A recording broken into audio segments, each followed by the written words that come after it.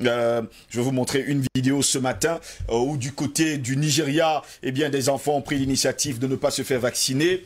Il faut préciser par ailleurs que c'était horrible de les voir sauter d'ailleurs des étages et pour nous faire comprendre que, eh bien, là-bas, on refuse entièrement et totalement le vaccin. Je vous montre d'ailleurs ces images, messieurs. C'est désolant de voir des enfants sauter du premier et parfois même du second étage parce qu'ils sont en train de fuir justement le vaccin contre le Covid-19. Qu'est-ce qui peut bien pousser, il faut le dire comme ça, les autorités africaines à chercher justement à vacciner ces enfants contre le Covid-19? On se demande qu'est-ce qui se passe sur le continent africain.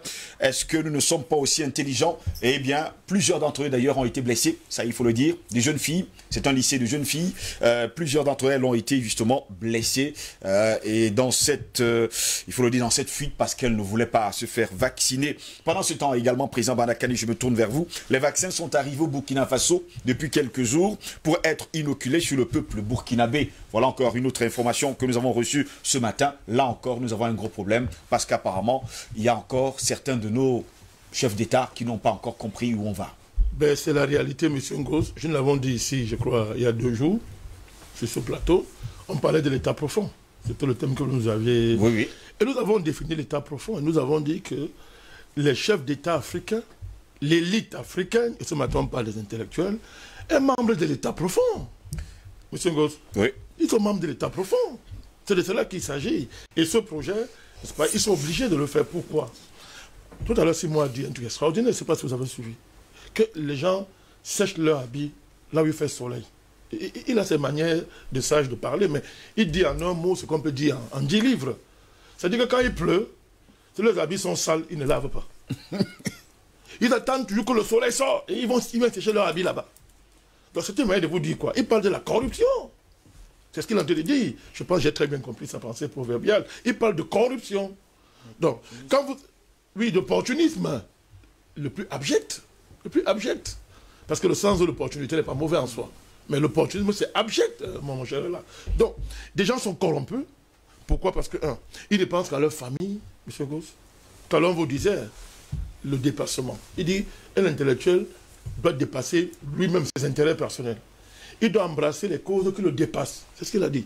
C'est comme ça que l'intellectuel se reproduit. Justement. Et ici, il a dit, oh là là, il a dit, produit des vocations. Mais c'est profond, des vocations. Mais des gens ne pensent qu'à leurs enfants, à leur famille. Ils ne pensent qu'à ça. Des gens sont corrompus sur le plan même de leur âme. Dans des sociétés secrètes qu'on appelle les sectes. Rose-Croix, francs-maçons, des organisations bizarres. Les gens appartiennent à des ordres, des groupes bizarres, où on corrompt leur âme. On corrompt leur âme avec des pratiques terribles. Mais quand quelqu'un peut défoncer un enfant pour le pouvoir, quand des gens sacrifient leurs femmes, leurs enfants pour le pouvoir, il y en a qui atteint leurs enfants vivants. Comme ça, là, pendant qu'on l'enterre, ils sont là pour le pouvoir.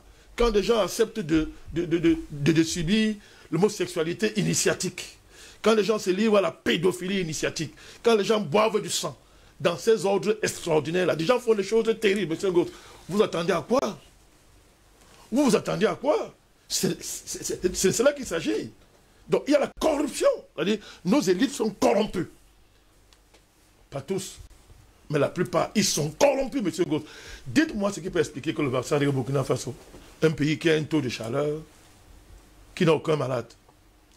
Dites-moi pourquoi les présidents de la CEMAC en Afrique centrale, ils vont se cacher derrière la CEMAC, ils réunissent la CEMAC pour dire que oui, vraiment, ils sont en train de réfléchir, les voies et moyens. Pour faire venir les vaccins. Ils n'arrivent pas à s'intégrer depuis des années. Ils n'arrivent pas à faire les choses élémentaires qu'il faut faire. Mais là, ils courent. Vraiment. Ils courent pour dire que vraiment il faut marcher comme ça. Et voyez les images comme ça au Nigeria. Regardez les images pareilles. Il faut dire que le Nigeria a même dit que je veux fabriquer mon vaccin. L'OMS a dit qu'on ne reconnaît pas ça. Et un grand pays, entre guillemets, comme le Nigeria, on le dit à l'OMS d'aller se faire foutre, de dire à son feignant de directeur d'aller se faire foutre et de quitter l'OMS. On va créer des émeutes comme ça dans les écoles pour tuer les enfants. Vous voyez, les Africains n'en veulent pas. Même un biberon dans le ventre de sa mère dit je ne me vaccine pas. Il a compris qu'il ne doit pas se vacciner. Dans le ventre de sa maman, il a compris. Donc, mais si les présidents africains veulent la guerre, mais que les peuples s'élèvent, il n'y a pas le débat là-dessus. Ce n'est pas négociable cette affaire. Ce n'est pas négociable. Mais qu'est-ce que M. Manaouda Malachi va dire aux Camerounais pour les vacciner? Monsieur le ministre, tu vas dire quoi? Tu as quel argument? Tu as quel argument? C'est parce que les Camerounais On fouille les hôpitaux pendant le Covid, M. Goss. Oui. Hier, on nous parlait d'un scandale à Kintini où les gens font ce que le Covid... Ils font exactement ce que le Covid, M. Simo, ils font les affaires avec le Covid. Ils s'enrichissent. C'est ça, quoi, c'est le Covid dans le monde. C'est une affaire. C'est un business. Voilà. C'est pas une maladie, c'est un business, M. Goss. Donc, M. le ministre a constaté très bien que nous avons salué la politique extraordinaire du chef de l'État en la matière. Tout le monde entier l'a salué. Même l'OMS était obligé de dire aux pays occidentaux, allez au Cameroun pour étudier les mesures qui ont permis que le Cameroun soit le meilleur élève en matière de Covid dans le monde. Voilà ce que dit même l'OMS. Mais le ministre n'entend pas ça. Le ministre du gouvernement camerounais, il préfère courir pour dire que, oh, s'ils sont en train de voir dans quelle mesure, et quel vaccin? Le biotech. C'est Biontech de Pfizer. Oui. C'est-à-dire Pfizer, c'est-à-dire qu'ils ont précisé dans le truc, hein, Pfizer. Mais vous allez dire ça aux Camerounais comment? En même temps, vous battez le record dans le monde en termes de performance anti-Covid, donc vous n'avez pas de malades.